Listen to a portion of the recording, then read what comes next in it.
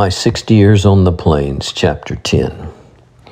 We remained at Brown's Hole until the 1st of September, making several excursions to the Uinta Mountains, a beautiful and romantic country, and then a hunter's paradise for small game. Nothing occurred to mar the good feeling between the whites and the Indians. I spoke of this to Williams one day when the three tribes were parading on horseback. Indians and horses were decorated with paint and trappings of finery according to the taste of the owner. Each man was trying to outdo the others in horsemanship, stopping ponies when in full career, halting at a mark, at a jump, the one who succeeded in stopping the nearest to the mark winning the trophy. I had seen Cheyennes and Sioux parade, but they were not equal to these. The whites and Indians held shooting contests on horseback, and the former showed their superiority. 3 posts were set in the ground about 25 yards apart. They stood 6 feet out of the ground and were 10 inches in diameter. The top of the post was squared for a distance of about 12 inches. The arms to be used were Gauff's 6-shooters. Horses were to be put at full speed passing the posts not closer than 10 feet, and the contestant was to fire 2 shots at each post. Some of our party put 2 bullets in each post, and all had at least one. I tried it twice and was somewhat surprised to find that the best I could do was to place 1 bullet in each post. The Indians had several pistols equal to ours, but only 3 of them hit each post, putting 1 shot in each. Many Indians hit but 1 post out of 6 shots. With rifles, the whites defeated the Indians still worse, shooting at all distances from 20 to 300 yards. In those days, the best rifles used were the Hawkins, and they carried 350 yards. Wagers were always made, and the Indians always insisted that the whites should take first shot. 9 times out of 10, the whites won, and then the Indian, as an excuse, would claim that their medicine was not strong that day. In riding bucking horses, the whites also came out ahead, and it is well known today that the Indians never did equal them in this accomplishment. I have already mentioned that 2 of our men were expert with bows and arrows. Russell was one, and Bowers, whom we called Silvertip, the other. They could hold their own against any of the Indians. In fact, we were all constantly practicing with them. Today, I can shoot an arrow point through an 1.5 inch plank. Our party now started to get ready for the fall trapping season, which opened in the mountains on the 15th of September. Williams had to go to Santa Fe on business, but he promised to be back in the spring and organize a party for a 2-year expedition. He traded his mule, which was a good one, for a Navajo's blanket. The blankets are world-renowned. It is a question, if any, manufactured by civilized men are their equal. They are absolutely waterproof and are made by the women entirely by hand. The colors are fast, and the secret of the art is known only to the Indians. Williams presented me with this blanket, and I kept it many years, making a scrap of it, probably serape. This is done by cutting a slit in the center large enough for the head to go through, and it will keep one perfectly dry in wet weather. We traded all our furs to some buyers, taking in exchange sugar, coffee, salt, crackers, flour, ammunition, tobacco, knives, traps, etc., and cash. Perkins and myself taking the goods and Williams the cash. The day before Williams started, he took me for a walk and gave me advice in many things. He looked upon me as a son, and few fathers ever gave their sons better advice. He also told me that he was writing a history of his life among the Pueblo, Navajo, and Apache Indians, and when completed, he would give it to me, which he did many years afterwards.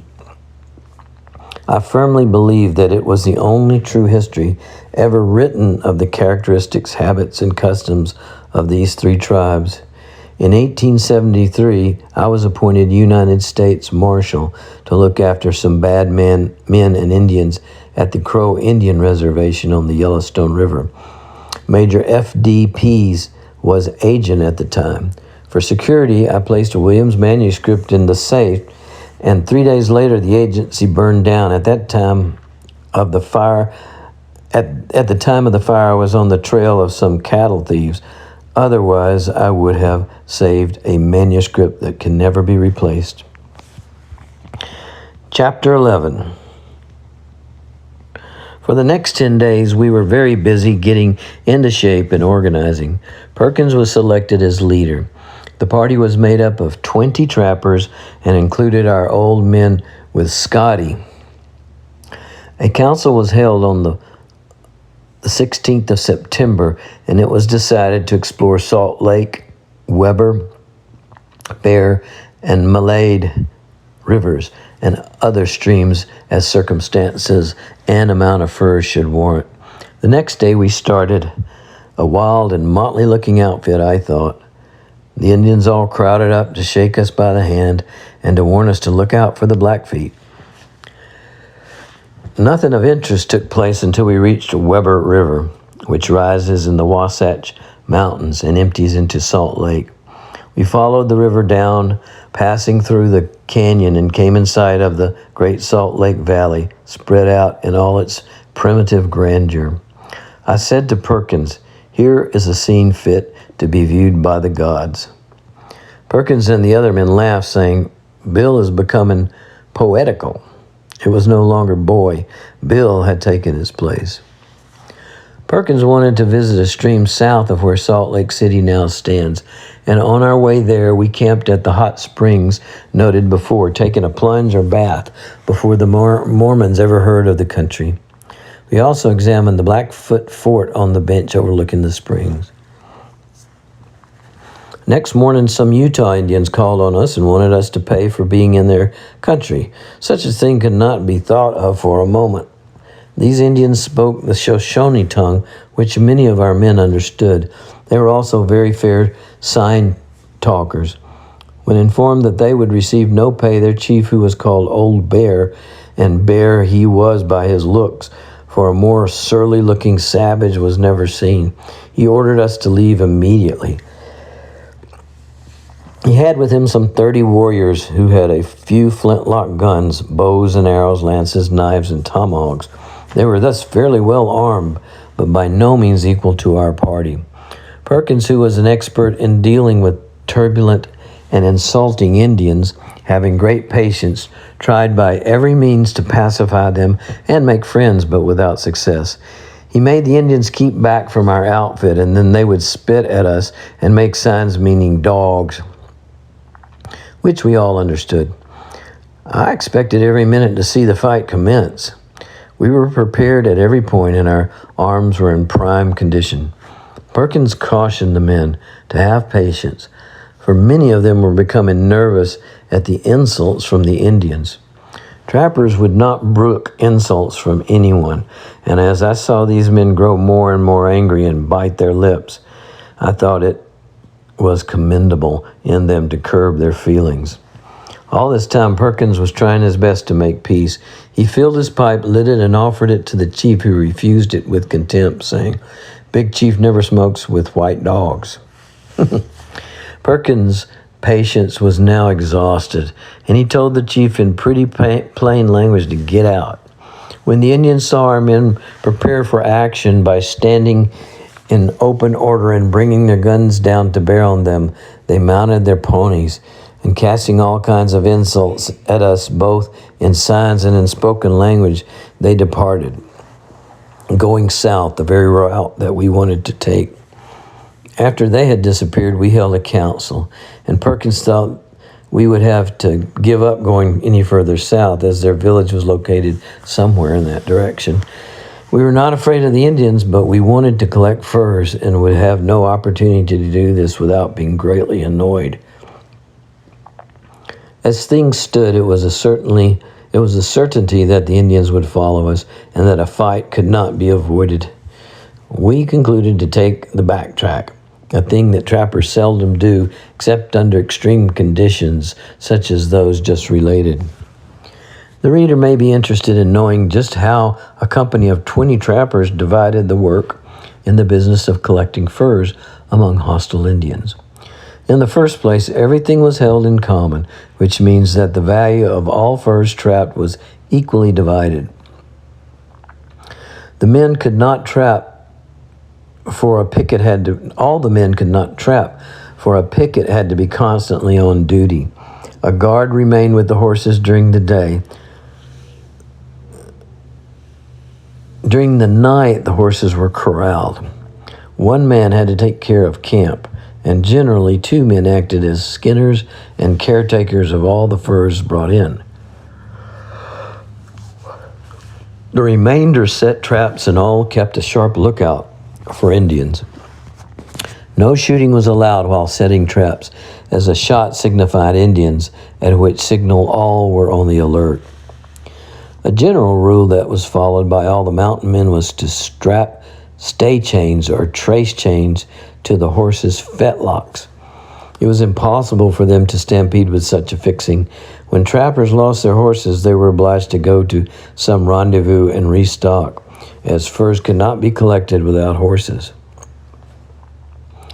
We camped in a strong position on a sharp bend in the Weber River, where the banks were steep and the waters deep, so that in case of an attack, the Indians could not approach from the riverside.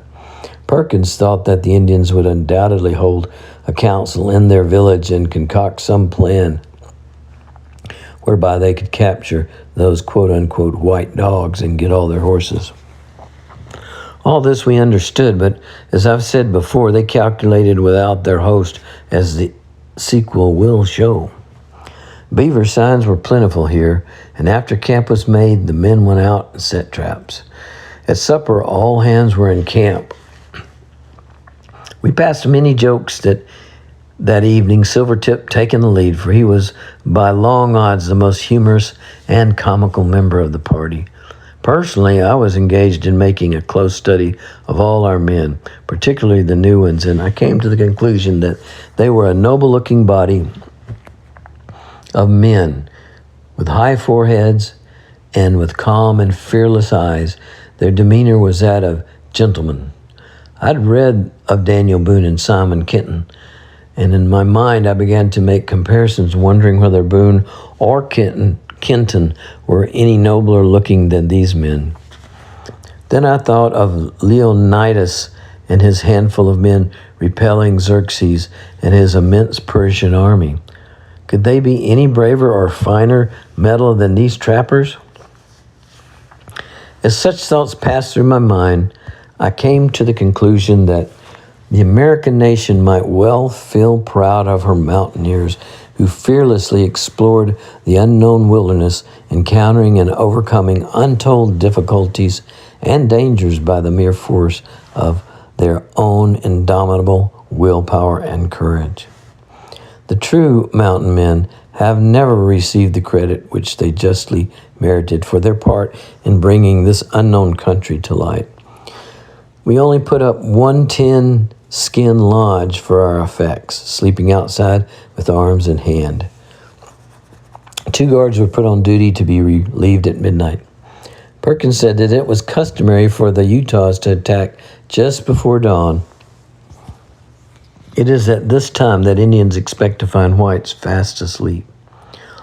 A little before day, 2 or 3 wolf howls were heard by the guards, who immediately notified Perkins, and he soon had all the men up. Our packs were placed in a semicircle as a breastwork, and 20 of our best horses were saddled and tied in a thicket to protect them as much as possible from Indian bullets and arrows. About the only protection the Indians would have in approaching camp was the sagebrush which stood on the flat. We had a fairly well-fortified position, and it stood us well in hand to have it so. The Indians, knowing our number, would attack us 7 or 8 to 1, and perhaps more. Trappers in those days were obliged always to contend against overwhelming numbers, but they never hesitated, and it was always a fight to win, for defeat meant death. The first wolf howls were soon followed by others coming from points nearer and in a semicircle. Indians are expert in imitating the cries of wolves or coyotes, and it's very hard to distinguish them from the cries of real animals. On the other hand, even after years of practice, few whites can successfully imitate these animals. The hooting of the owl is frequently used as an Indian signal in attacking camps. All these signals are carefully studied by trappers and scouts, who are rarely deceived. The Indians must have located our camp from the mountains, which were at no great distance, as our one lodge was set up in a cottonwood grove which concealed it. We'd not long to wait before the attack commenced. Just at the break of day, the signals ceased, and the trappers knew that the crisis was at hand. The Indians crept to within 100 yards of camp before they gave the war whoop. Then they came madly charging, fully 100 in number. The trappers had their rifles in hand and their pistols out of their scabbards ready for instant use after the rifles were discharged. We let them get within 50 yards before delivering a shot. And at the discharge of the rifles, many fell. 3 of our men were armed with double-barrel shotguns loaded with a half-ounce ball and 5 buckshot, deadly weapons at close quarters. These were now discharged, and the Indians halted. Immediately, the trappers began with their 6-shooters, one in each hand, for as a result of long and constant practice, they could shoot equally well with either hand. Every condition of his life obliged the trapper to be expert in the use of firearms. At receiving so many shots from 20 men, the Indians became panic-stricken. They had not calculated on trappers having 2 pistols each. 12 shots apiece after the rifles were discharged. They had expected to exterminate us before we could reload our rifles. The Indians retreated, assisting many of their wounded. Perkins had hard work to keep the men from charging, for our fighting blood was up. Had we charged, we would have lost several men, for the sagebrush was alive with Indians. Several in our party received slight wounds, but none that were serious. An arrow went through my fur cap. It was now getting to be daylight, and several wounded Indians lying close to our breastwork began shooting arrows at us, but our men soon quieted them. When the sun was about 2 hours high, the Indians sent a messenger with a rag tied to a stick. Perkins met him outside. He said the Indians wished to make peace and that they had lost their chief, Old Bear, as well as many of their bravest warriors. This was merely a sham. All they wanted was to save their slain from being scalped. Perkins told the Indian to remain outside until he held council with his men. He was quite a diplomat and made a strong speech to the effect that it would be best to make peace. It would certainly be to our advantage in collecting furs. The Indians had received a repulse which they had not expected. They would now return to their village, taking their dead and wounded, and mourn for many days. This would give us time to trap the Malade River and other streams before they got through mourning. A vote was taken and resulted in 7 wanting to continue the fight and 13 declaring for peace. We did not fear the Indians, but we wanted to collect furs, not to fight. Perkins told the Indian to go back and bring 5 of his comrades to our camp. In the meantime, we cooked breakfast, keeping a sharp lookout all the while, for under no conditions do trappers trust Indians after a fight. We didn't have long to wait for the 6 Indians who came up looking crestfallen at their failure. Perkins smoked with them and gave them some tobacco. He told them that if they molested us any more or stole any of our horses, he and his men would wipe out their entire village. Big talk, Dockett said. 20 men wiping out 600. However, they appeared mighty glad to get possession of their dead, and they made signals to the other Indians to bring up ponies, and they soon had the dead lashed to the ponies and departed. I counted 32, which rather surprised us, as we had thought the execution very much greater. They had attacked camp a half hour later. Had they attacked camp a half hour later in the same manner, their loss would have been doubled. The next year, we learned that many of the wounded had died and that the Utahs declared that they had lost many of their best warriors. This tribe had frequently robbed small parties of trappers, many times killing them, and this was the first severe lesson that they had ever had. After this occurrence, they invariably gave the well-organized bodies of trappers the go-by. If any reader of this should doubt the fighting quality of the trapper, let him go among any tribe of Indians today and ask them what they think about it. They will invariably answer that it costs too much blood to fight trappers. This particular band was the same Indians that gave the Mormons so much trouble a few years later. End of chapter 11.